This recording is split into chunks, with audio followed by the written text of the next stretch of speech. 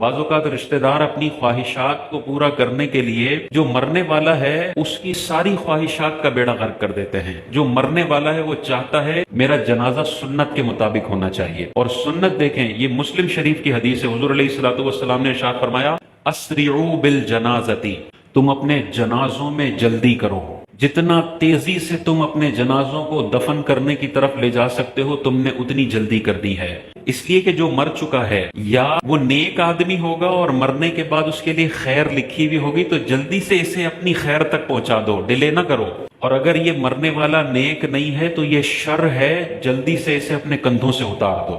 یہ واضح حدیث آ گئی ہے۔ اب بندے اپنی خواہشات کی وجہ سے مردوں کو گھر میں سجا کے نہیں رکھ سکتے۔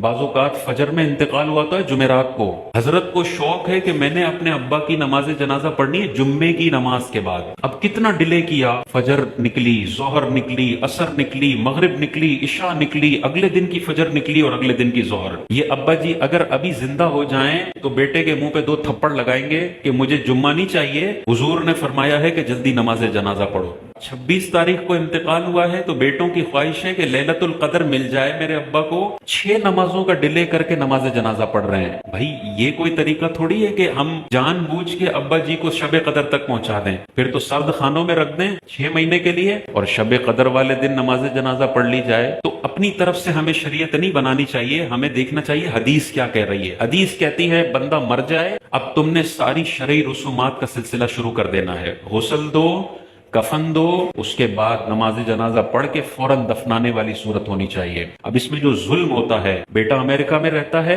اور ابا کا انتقال ہو گیا، اب بیٹا کہتا ہے کہ فلائٹ 2 دن کے بعد ہے اور امریکہ کی فلائٹ میں تو ایک دن کا بیچ میں دبئی میں سٹے ہوتا ہے، تو مجھے لگیں گے 5 دن، تو کیا کرو بھائی، ابا جی کو سرد خانے میں ڈال دو۔ اب یہ کتنا بڑا ظلم ہے، صرف اپنے والد کی شکل دیکھنے کے لیے یہ بیٹا اپنے والد کو -30 میں ڈال رہا ہے۔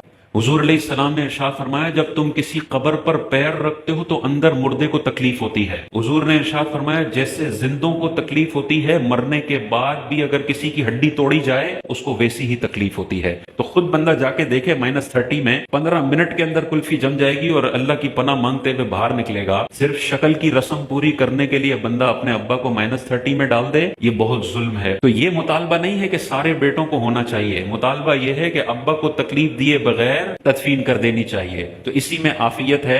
ویڈیو کال پہ چہرہ دیکھ لیں، اگر قریب ہے 2 گھنٹے کی فلائٹ ہے، 4 گھنٹے کی فلائٹ ہے، چلے اس میں آپ آ گئے، مسئلہ نہیں ہے، لیکن 3 دن تک 2 دن تک والد کی لاش گھر میں پڑی ہے یا سرد خانے میں ڈال رہے ہیں، یہ ظلم ہے۔